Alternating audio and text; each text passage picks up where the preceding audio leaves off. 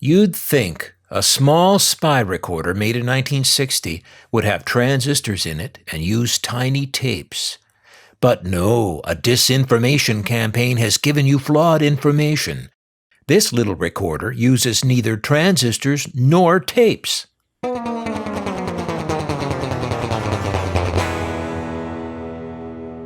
This impressive little Minifon P55 was made in Germany, between 1955 and 1960.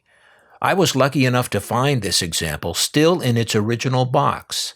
This would be what I'd call an export box, a box printed for distribution in another country.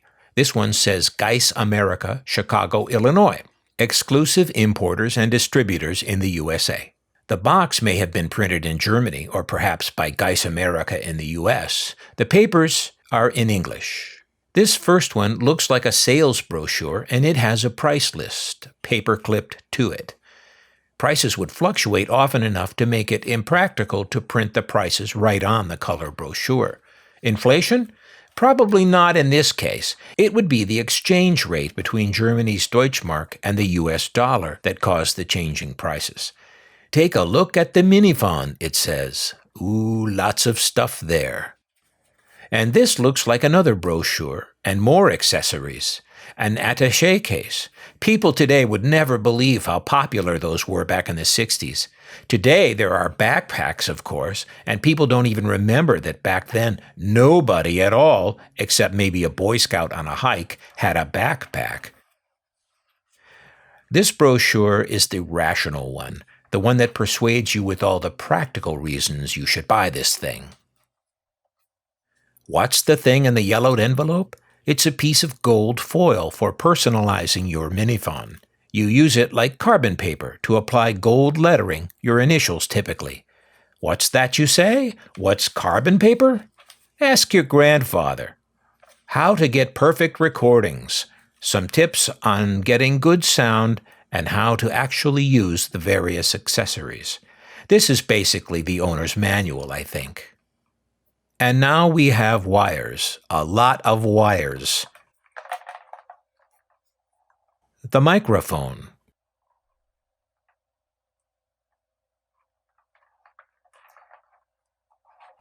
And a power adapter.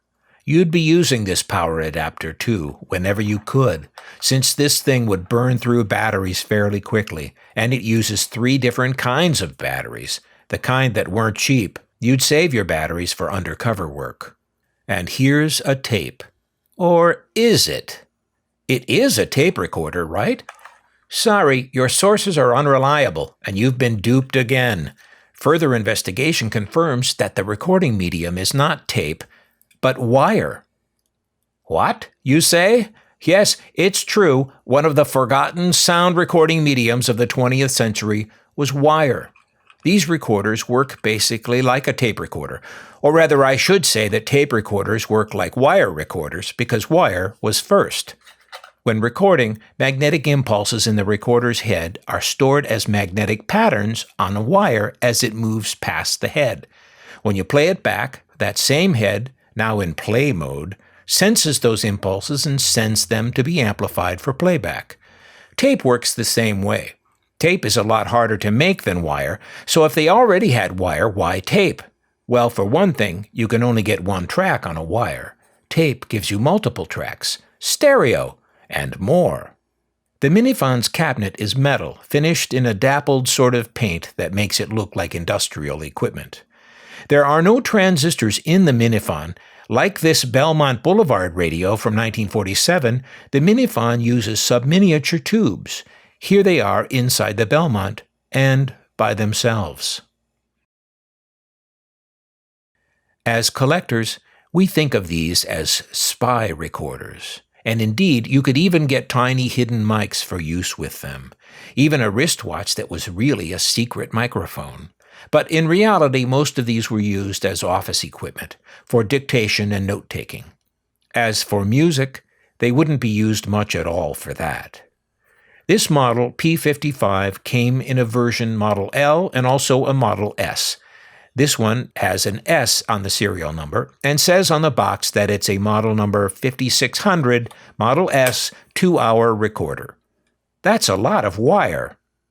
I mentioned this gizmo uses 3 different batteries, and each one was a different voltage. 1 for the motor and 2 for the electronics, one of which was just to light the tube filaments. Back to the paperwork once more for a closer look at this interesting brochure. And at the introduction page that spells out what all the features are and where you'll find them. The Minifon P55.